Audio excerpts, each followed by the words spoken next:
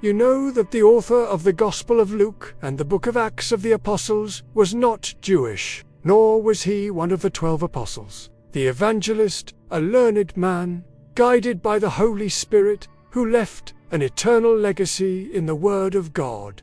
We will explore his origins, his relationship with the Apostle Paul, his motivations for writing 2 of the greatest books of the Bible, and the marks of God's grace in his life. Luke's greatest contribution to the biblical canon is his 2 volumes, the Gospel of Luke and the Acts of the Apostles. Together, these 2 books form a continuous narrative spanning from the birth of John the Baptist to Paul's arrival in Rome, just as they handed them down to us by those who, from the beginning, were eyewitnesses and ministers of the Word. So it seemed fitting to me also, after I have diligently investigated everything from the beginning, to write to you, most excellent Theophilus, in order that you may know the certainty of the things you have been told. He was a physician, historian, and a faithful servant of Christ. Its theological depth and its concern for the marginalized and disadvantaged. Luke states in his prologue that he conducted a thorough investigation and wrote an orderly account. He was not an eyewitness to every event in Jesus' life, but he dedicated himself to gathering information from eyewitnesses and carefully researching the facts. His medical training and investigative mind are evident in this process. It is important to note that, although there are academic debates about theological interpretations or some minor details, the vast majority of modern scholars, even those who do not have a Christian faith, recognize the historical value and seriousness of Luke's work as a chronicler of the events he set out to describe. William Michael Hensey was a Scottish archaeologist, an expert on Asian inscriptions and the geography of Asia Minor, initially skeptical about the historicity of Acts. Luke 1:1-4, who dedicated his life to recording in rich detail the life, death, and resurrection of Jesus, as well as the growth of the early church. In today's video, you will learn about the impressive journey of Luke. But first, don't forget to like and subscribe to the channel Luke, Origin and Education. Although the Bible doesn't provide many details about Luke's personal life, tradition and textual evidence allow us to draw a profile. Luke was not Jewish by birth. Paul refers to him as one of his co-workers and distinguishes him from those of the circumcision. Colossians 4:10-14, a significant detail, as it makes him the only Gentile writer in the New Testament. Luke likely came from Antioch in Syria, a cosmopolitan city and one of the most important centers of early Christianity. Antioch was a cultural melting pot with a diverse population of Greeks, Syrians, Jews, and Romans. This exposure to different cultures and the city's intellectual environment may have contributed to Luke's inquisitive mind and refined literary style. His profession as a physician is explicitly mentioned by Paul in Colossians 4:14.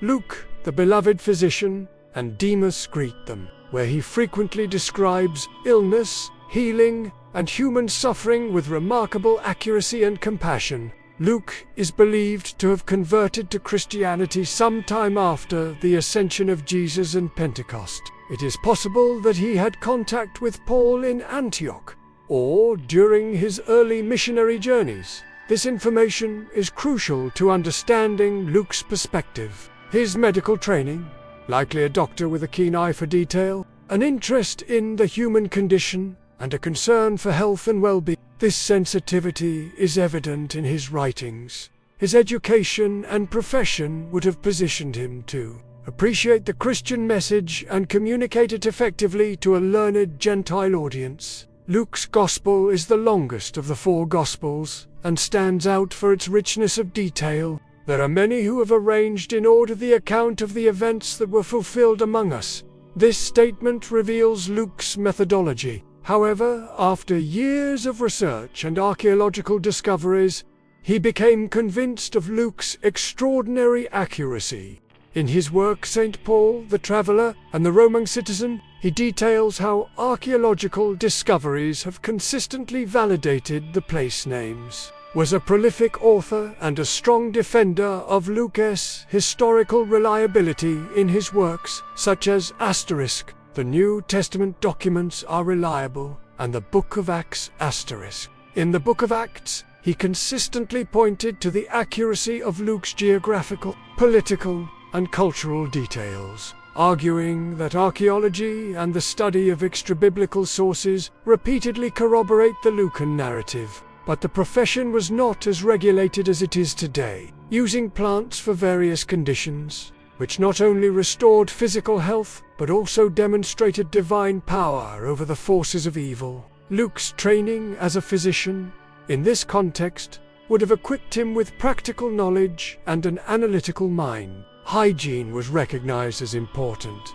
especially to prevent the spread of disease in dense urban environments. The spiritual aspect of illness was also widely recognized. For Luke, faith did not replace science, but transcended it. Human medicine had its limits, but God's power is unlimited. Miraculous cures did not invalidate the work of doctors, but pointed to a greater reality: divine sovereignty over disease and death. Many people believed that illnesses were caused by demons, curses, or divine punishment. He could distinguish between natural healing and divine intervention. His description of illness in his Gospel, for example, is often more detailed and technically precise than that of the other evangelists. Knowledge of anatomy was limited, as dissecting human bodies was socially taboo. Most anatomical knowledge came from dissecting animals or observing injuries.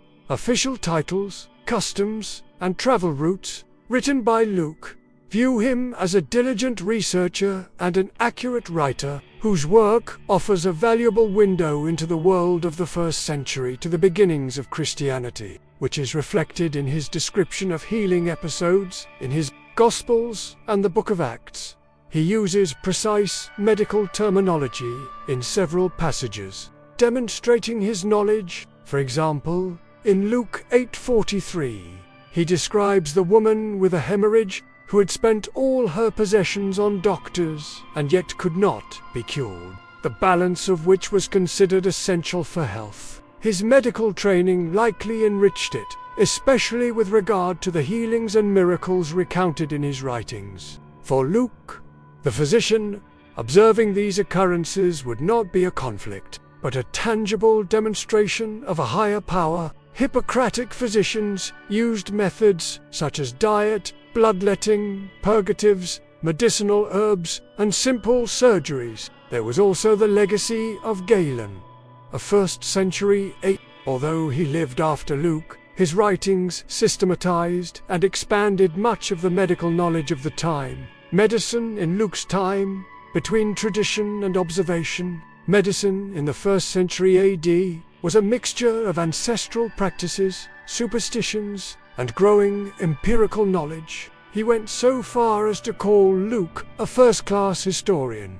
Roman and Greek medicine had developed some schools of thought and procedures. Hippocratic medicine, based on the teachings of Hippocrates from the 5th century AD, was one of the most influential. It emphasized clinical observation, medical ethics, and belief in the 4 humors, whose work should be placed alongside the greatest historians. One of the most influential New Testament scholars of the 20th century. Bruce, these and many other modern scholars, rather than dismissing Luke as a simple narrator of religious myths, although there wasn't the same level of anatomical and physiological understanding as we have today, blood, phlegm, yellow bile, and black bile. Roman medicine, in general, was more practical and focused on sanitation, hygiene, and military hospitals. Physicians were respected. There were a variety of herbal remedies. This explains the importance of the healing miracles performed by Jesus and the apostles. He would have had access to information about diseases, treatments, and Luke's portrayal of both a physician and a Christian is not a contradiction, but rather a fascinating complementarity. Rather than nullifying his faith, Luke, with a mind trained in observation and precision, would be an even more credible witness to miracles. This suggests a clinical perspective. Luke and Paul's missionary journeys, a divine partnership. The key verse for this inference is Acts 16:10. And when Paul had seen the vision, we immediately sought to go to Macedonia. They traveled to Philippi, Macedonia, where the first church in Europe is founded, and where Paul and Silas are arrested and miraculously released. Acts 16:11-40. Luke's narrative is vivid and detailed, suggesting he was an eyewitness to these events, where the apostle would be tried before the emperor. Acts 27-1-28, and chapter 16. The detailed description of the storm at sea and the shipwreck in Malta. He was a historian, a theologian, and an evangelist in his own right. Conclusion. The story of Luke, the beloved evangelist and physician, is a fascinating example of how different skills and vocations can be used in the service of God's kingdom. His life alongside Paul, his dedication to recording the story of Jesus and the early church, and his unique perspective as a physician make him an inspiring central figure in the biblical canon. Acts 27 demonstrates Luke's acumen as an observer and his ability to accurately record complex events. Not only was he present, but he also describes the nautical details with impressive accuracy, bearers of hope and authenticity in a world that so desperately needs them. Luke's presence with Paul until the end of the apostle's life is confirmed in the Pauline epistle. In 2 Timothy 4:11, Paul writes, "Only Luke is with me." This statement, made during the final period of Paul's imprisonment, shortly before his martyrdom, highlights Luke's loyalty and dedication, concluding that the Lord had called us to preach the gospel to them. The partnership between Luke and Paul was fundamental to the spread of Christianity. Paul, with his apostolic zeal and profound theology, and Luke, with his narrative skill and attentive perspective, complemented each other remarkably. Again, the we sections in Acts indicate his presence.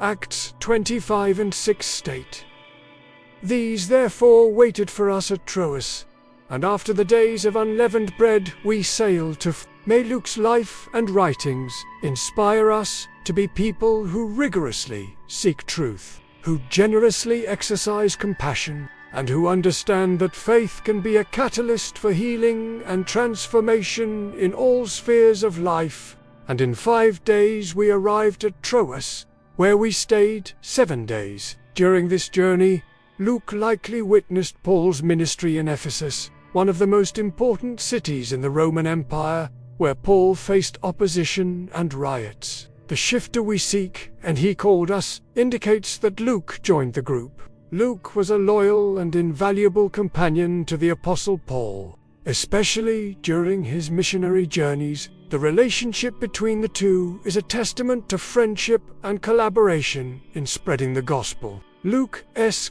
presence on Paul's journeys is inferred by the we sections in the book of Acts, where the narrator shifts from the third person to the first person, plural, indicating his direct participation in the events.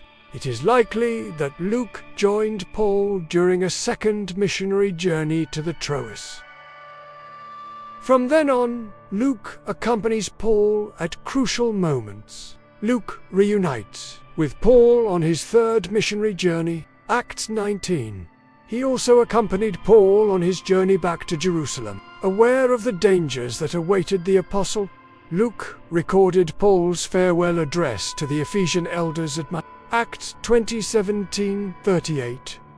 One of the most moving addresses in the New Testament, Paul bids farewell, knowing he was on his way to prison and affliction. The precision of the details in this address suggests that Luke was present and carefully recorded Paul's words. Luke remained with Paul during his 2-year imprisonment in Acts 24:27.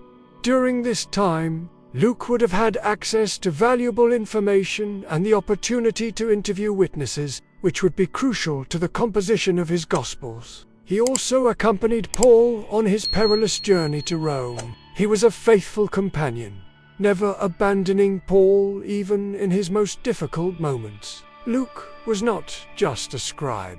His writings continued to be a source of faith, knowledge, and inspiration for millions, demonstrating the richness and depth of the Christian message. Luke's legacy is an invitation to be, each in our own way,